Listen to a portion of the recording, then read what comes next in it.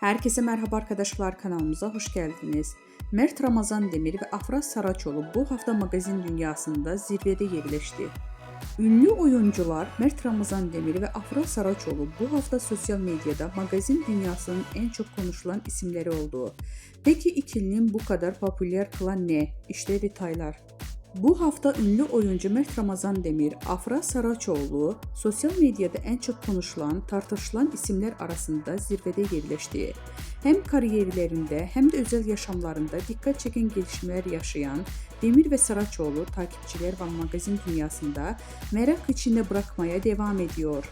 Mert Ramazan Demir son dönemdeki projeleriyle adından sıkça söz ettiriyor.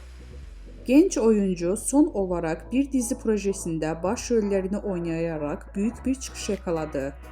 Hakkında çıkan dedikodular ve özel hayatına dair sorular ise Demir'in sosyal medyada yoğun bir şekilde konuşulmasına neden oldu.